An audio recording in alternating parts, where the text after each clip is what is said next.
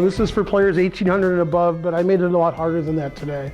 So, yeah, if you're under 2300, you should probably leave. Ben, you really got to go. I mean, you know, come on. Yeah, and turn off, get rid of YouTube. You can't watch this. Yeah, you at home, I'm talking to you. Okay, so I have several positions, and I was told we would have chess sets and we could analyze, but you know. So you have to do this all in your head. This is a very famous game, which I'm sure you all know. The other ones are not well known, so you don't know those. I show this a lot because it's just great. I won't tell you who's playing till it's over, so it doesn't jog your memory. But it's two very famous players. Both sides are queening, and both sides have a queen and two rooks. And black played takes a2, which is correct. And what's funny is this move deserves many exclamation marks, maybe 6. And I put it on Houdini, and in like 1 second it finds that it's the best move. And then as time goes on, it realizes how strong it is, and much stronger. But basically here, white only has one good move. And to solve it, you not only have to calculate a little bit, but more important than calculation is you have to have some understanding of the position. In this position, black only has one trump over white, and this isn't a bridge class, although it should be. In fact, I was reading the Bridge magazine this month, and the article was just completely wrong. I've never been so mad. It was wrong due to mathematics, not due to bridge. So I'll have to email them my disgust. No, I would never do that. I did email Starbucks my disgust yesterday, so yeah, terrible. So the lesson for this today is everything's terrible. Okay? And this has been brought to you by Hikaru Nakamura. All right, so here white only has one good move, and it wins the game, and every other move is bad. So if I asked you the following question to give you a hint, what's the one thing that's better in black's position than in white's position? His king. This king on the back rank and could possibly get checkmated. This king is on the back rank, but there's 2 Luf squares. So getting checkmated would require more diligence on white's part. Black would just have to check on the back rank, and then it's mate. So based on that long story I just told you, what did white play? It's a long story. Queen a6, double question mark. I mean triple question mark. No, after queen a6, I think I'd play queen a4, but there might be analysis which proves me wrong. Queen a4, double exclam. Wow, I'm better than I thought. Queen a1, question mark. Actually, why queen a1 is bad is pretty interesting. Wow, defends the g4 square in 10 moves. I like that. So, yeah, there's a lot of back rank checkmate with, you know, taking the rook checkmate. And sometimes you can take my rook with check, and I play king here, and I'm like, well, you're getting checkmated. So, yeah, queen a6 and queen b7 both allow queen a4, and you have some long-term issues there, which you don't have if you find the right move. Joe? Since you said the right move, yeah, h3. The only winning move. Even better than h4, although I'm not sure why. So I think as the queen takes h4, well, maybe later. Now you don't get checkmated on the back rank, which means instead of black giving up his rook and then white trying not to get mated, white could give up his rook if he wants and then threaten black's rook because there's no checkmate anymore. And that's exactly what happened. So he played queen a4, and white took. And now white doesn't get checkmated with queen a1. Takes, and queen b7. Yeah. And black's going to have a very bad endgame because he's going to have all these weak pawns, and white's king is perfectly safe. And okay, black's defense wasn't perfect. DG8, takes, rook c7. threatening g7, obviously. Black found a very nice way to defend g7. Notice if the pawn was on h4, like if then rook check, queen takes h4, mate with advantage. So what did Black do to defend his g-pawn? Remember, advanced class. Yeah? You wanted to say something, yeah. I probably would check on a1. Right? And then king h2, and then e4. That's exactly what happened. Much better than Julian, who didn't say anything. Exactly. e4, and then white took it. And okay, Black defended and eventually lost. And this game was played between which two players? You. Steinitz and somebody. Close. Korchnoi-Spassky, but you were close. And this was some of their very famous candidates match in 1977, where their behavior was very suspicious. If you thought you behaved badly, and you do, they behave almost as badly. I was going to say more, but I've heard about you. They actually keep score. Okay, so they didn't like each other, which makes a lot of sense because Korchnoi is easy not to like. And they were sitting away from the board, looking at the demo board, then going back and making their move, wearing dark sunglasses, Nakamura style. And yeah, they were acting strangely. Now this match was won by Korchnoi, who was white in this game, but it's actually, in the middle of the match, he lost 4 games in a row, but he still won the match. The lesson is, if you lose 4 games in a row, you're the better player. Okay, that should make some of you feel a lot better. You lose 100 in a row, then you're really good. Okay, so the next games you won't know because they're not famous games. That was a famous game. The next one is Balowski Sakis. Now, Sakis was a great Russian player in Soviet style, but now lives in Israel. And, well, at his absolute best, he was considered a front runner with Kasparov for one of the world's elite, but that didn't happen. Balowski obviously has played in many candidates matches, lost a famous one to Kasparov, and he was one of the top 20 players for at least 20 years. This was in 1980 when Balowski was near his peak. So Sakis was very proud of what he did. The best move is queen takes f3, and white's probably lost, but maybe not. But he played knight takes f3. Notice how material is equal, because material is equal. Good reason. 3 minor pieces, 2 rooks and a queen for each side. And now Black made the winning move, which would only be for an advanced class, because it's too confusing for a lower class. So raise your hand if you find the winning move for Black.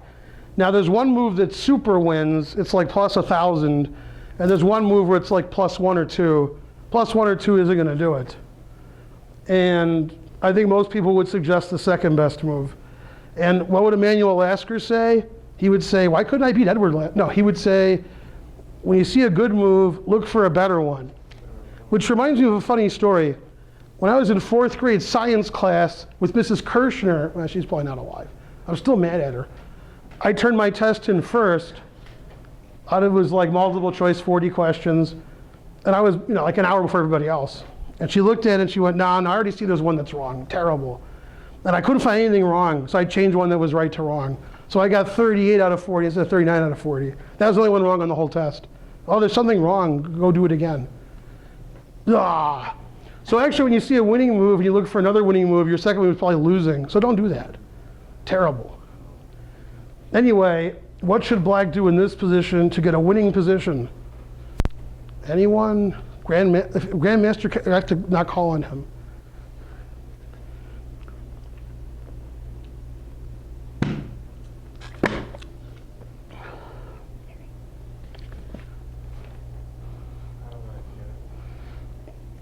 Yes. Knight g5, right? Knight g5 is a legal chess move. I'm serious, it is. I'm not lying. It's a legal chess move. That would attack my queen, and I would probably move it away. What's that? No, I'm wanting to pile black. Okay, so you want to play here, and I want to move my queen because it's attacked, and you'll take, and I'll take.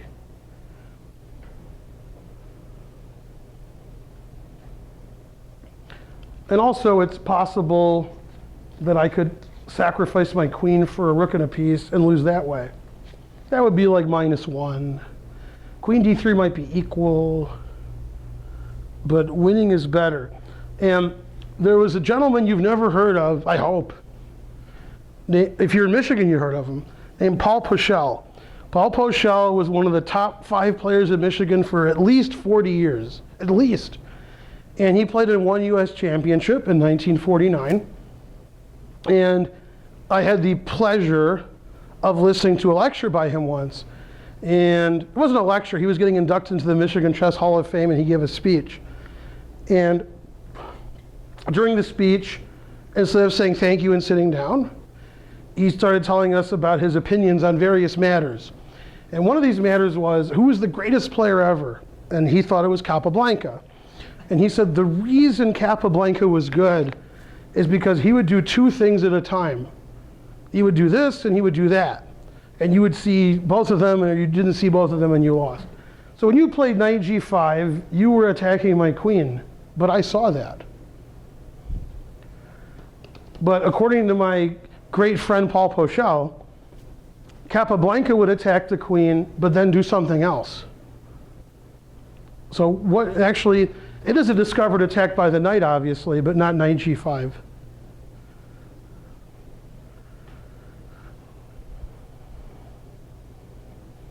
Yes? Knight c5 is second best, and it would require me to sack my queen for rook and a piece. Then you would win with great technique. Knight f4 is legal, but it does hang a knight, so it would be wrong.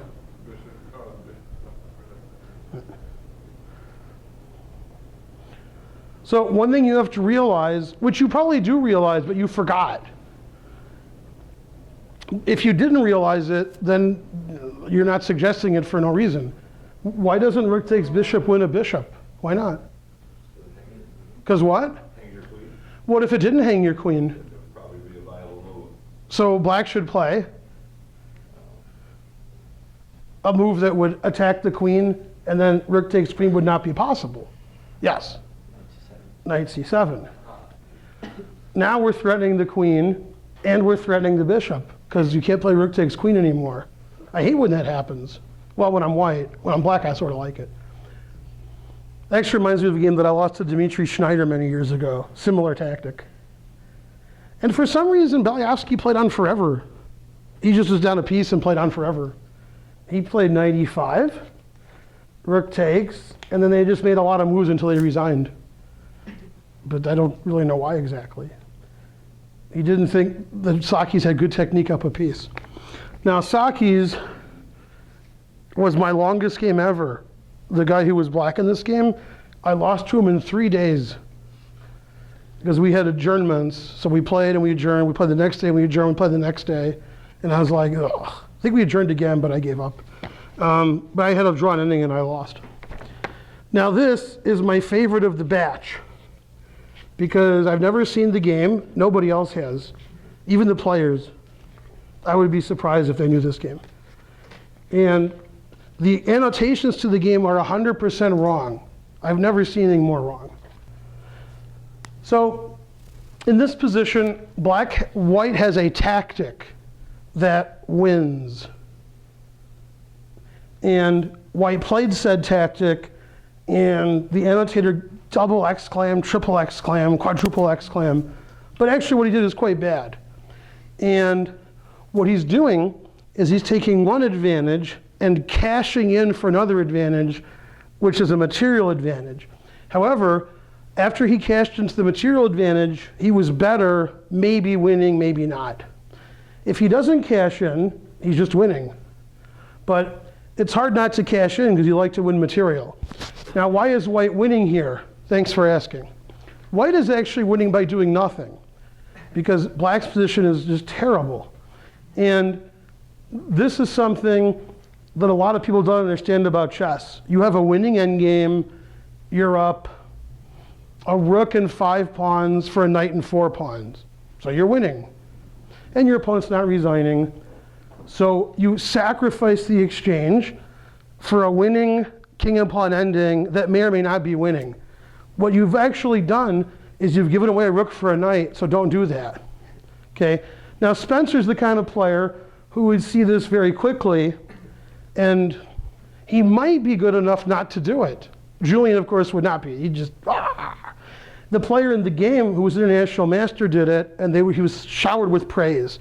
He ended up winning the game, but that's because his opponent played badly later. So you, Queen C5. right, question mark. Or, as the annotator gave, double exclam.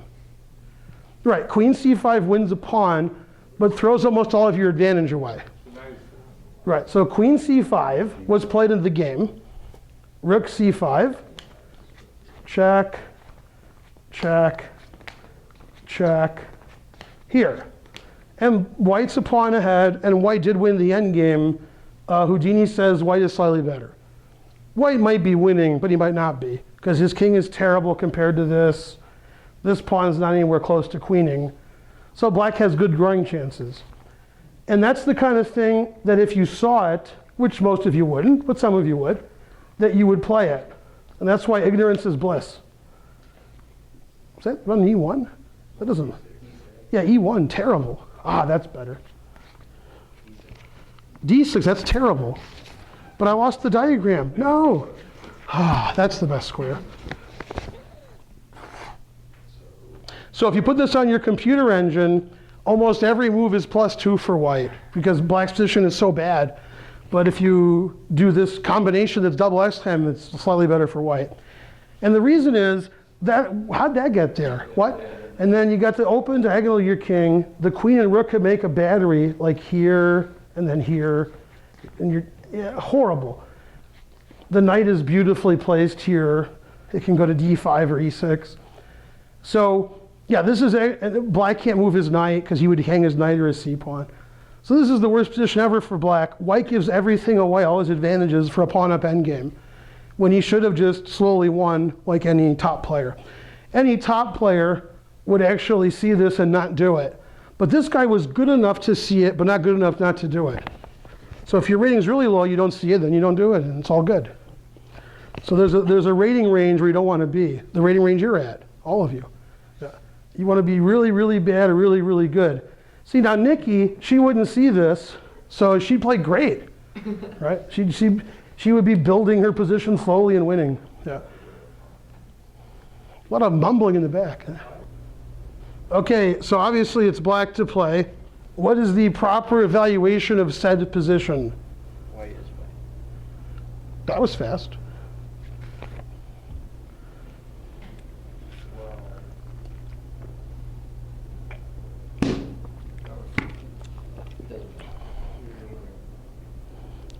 Sorry? Yeah, he's better winning.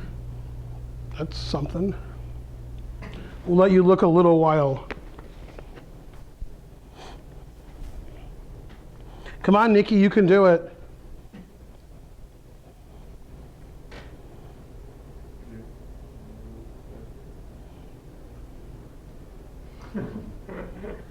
See, I can move. It is possible. I proved it using all kinds of mathematical something or others. Okay, who says that black should win? Who says white should win? Who says it should be a draw? Who has no comment? No comment wins. Yay.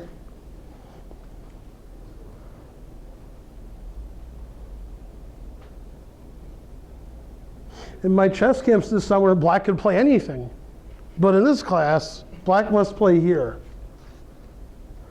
And Julian, who was exclaiming loudly that white wins, played. Yes? Queen takes f7. Double question mark. And the game is a draw. You were correct at white winning, but you didn't know why. You had that great sense about you. Spencer, however, plays the move. Yeah, it didn't look like you knew. What? So I was thinking, oh my god, I was gonna. F4, incorrect. Oh, F4, I take this. Yeah, I don't know. Then, you know, draw. I know, then queen f7, Then draw. Or queen g7. Very good. Queen g7. Ooh. Yeah, that bishop doesn't do good at defending mate. The reason white's winning is white doesn't have a dark squared bishop. If he did, there would be a draw due to opposite colored bishops. But since white does not have that bishop, white is winning. Queen g7, threatening mate. Mate is hard to stop. So you must play. Must play. Easy to analyze, though. F4.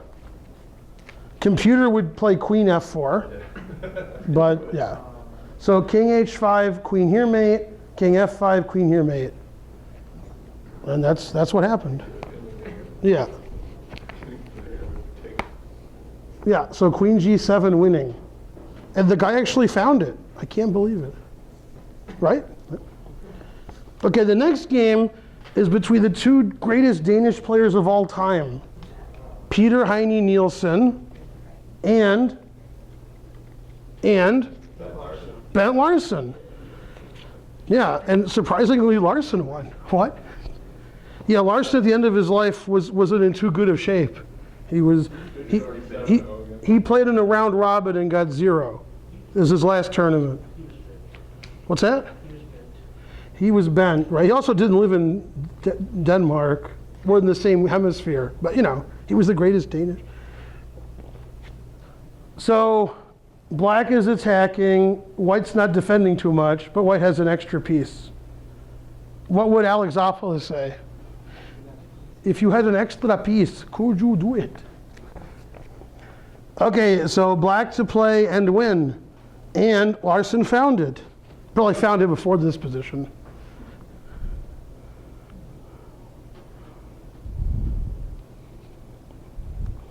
It's funny, the annotations to the game are by the famous Icelandic Grandmaster Margir Pedersen, your favorite Grandmaster.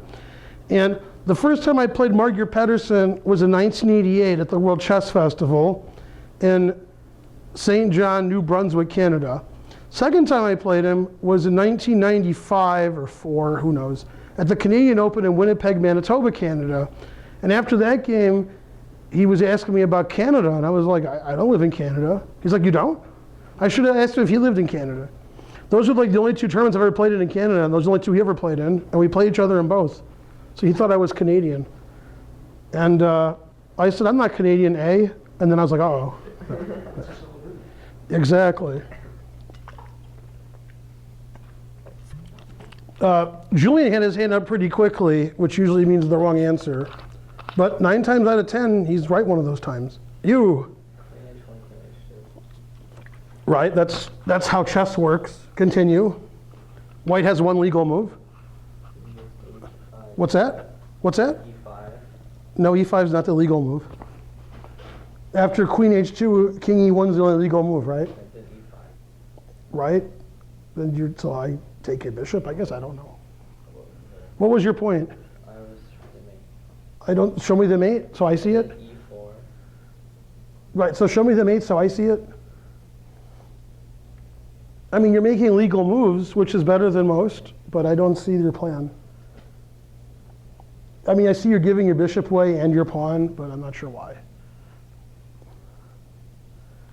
Well, you have to continue. You can't just say queen h2, queen h1. Oh, yeah, that's right. You, with the right answer. Ah, I thought you raised your hand.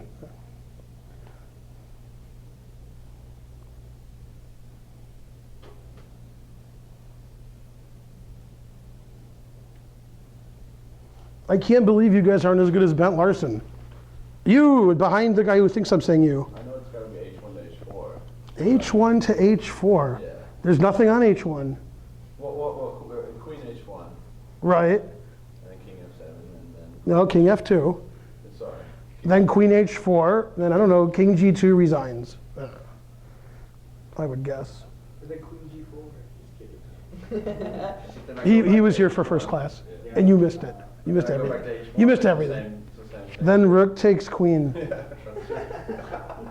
Although I would play king f2 first, because I repeat. then rook takes queen. I think on F's pretty good.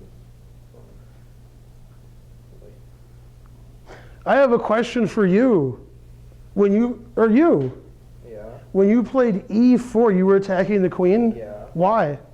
because You wanted my queen to move? away from E2. Indeed, I agree. Yeah. Yeah, I'm helping you. I agree. You. Yeah, Bishop E4? very good. Somebody listens to my hint. Yeah, Larsen played bishop e4 like most of you would. See, he had the right idea, but he didn't know how to do it. Larsen actually knew how to do it. Now you're threatening the queen.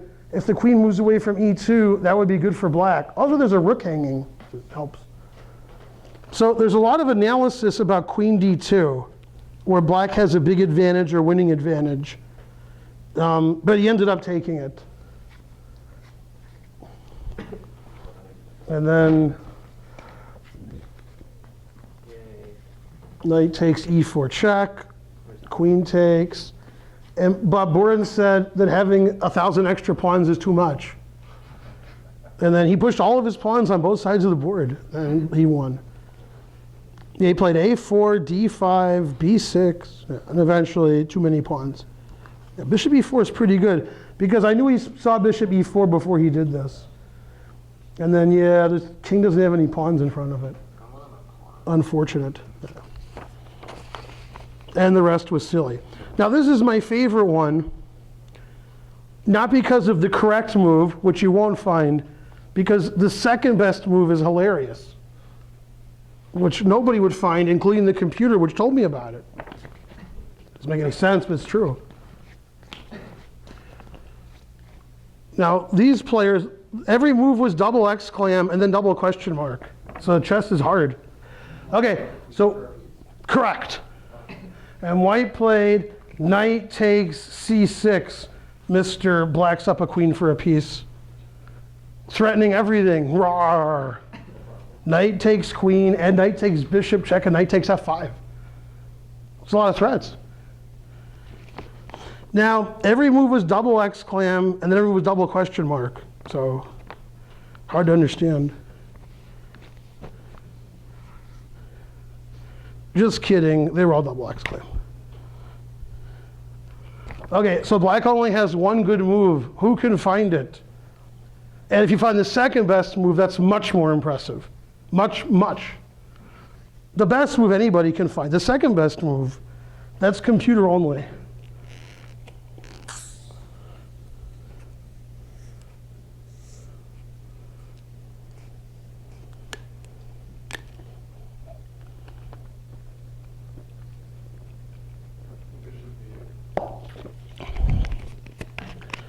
There's 30 legal moves, and that's 31st. Also, no. But you're in the right spirit of the thing, is giving all your pieces away. That's the spirit of the position. You. Bishop A3. Bishop A3 is the best move, and was played. The second best move is impossible to find, even for a computer that showed me. You. Incorrect. If you suggest every legal move, you will not find the second best move. That's how hard it is to find. That's a hard move to find. Anyone want to guess the second best move? After the best move, black is better. After the second best move, white is slightly better. B4. Correct. B4 is the second best move. Yeah, I'm not playing B4. All right. Right. Yeah. Anyway, bishop takes A3, obviously. Other moves lose. Okay, now, unclear stuff, but okay. White took with a rook, which I think is the best. And now, B4 is one of the main moves. So I don't know who wrote this, but, and then it's complicated. No, that's later, actually, no. Then he played here, check, takes. And now, one of the main lines is b4, rook a6, takes. Unclear, what? But black played this. Solid. threatening b4. Yeah. And then the rest of the game's missing, but white won. Yay. Yeah. Well put. Yeah. Bishop d8. Aren't you just down?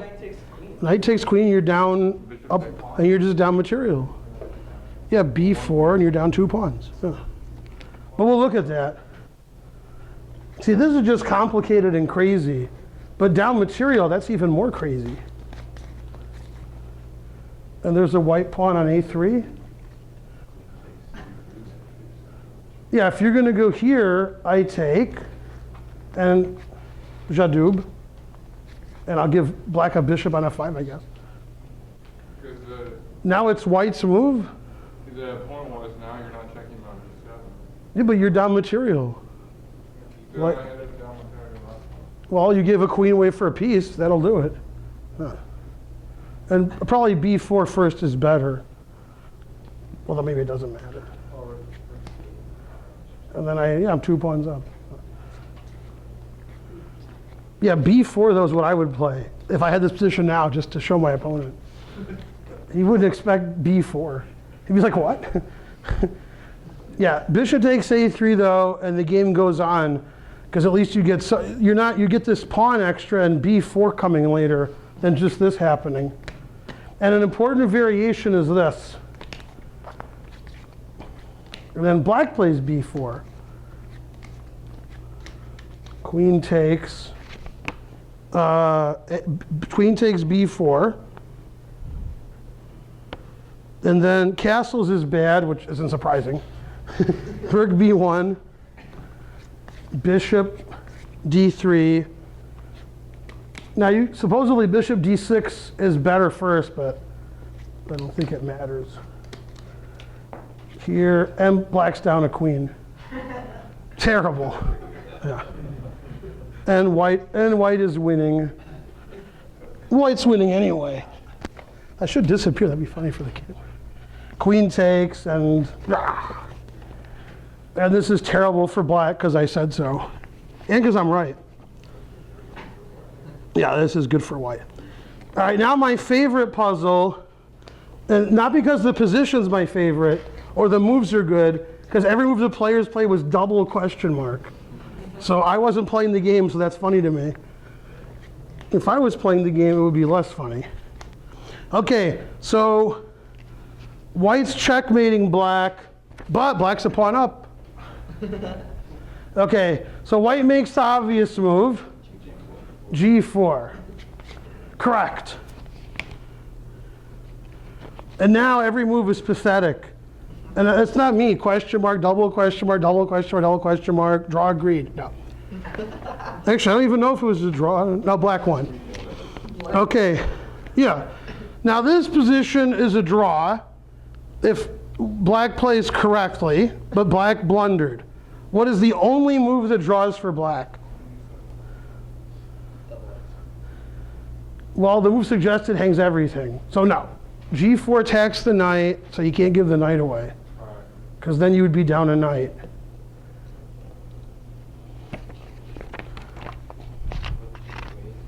Rook G3, correct. Rook G3 is nothing to sneeze at. And now the game should be a draw.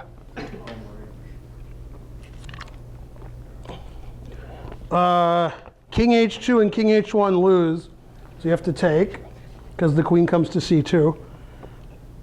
Check. Now what do? Correct. The best line is King G2, check, and then Rook D2 double exclam. If King H3, Queen takes D1 wins, because of Queen H1 mate. Check. King H3, draw. Queen H1, Queen F1, draw. And nothing black can do about it, because it'll get mated. Although it looks good for black. Queen check, rook here, queen check, rook here, etc. Then you either lose your knight and get mated, or you perpetual. That's what should have happened. So if like the players were in this tournament, the Sinkfield Cup, that's what would have happened. Really, that's what would have happened. Serious. But black played rook f3 instead of rook g3. Okay, now white's winning, but he blundered and lost. What's the winning move for white?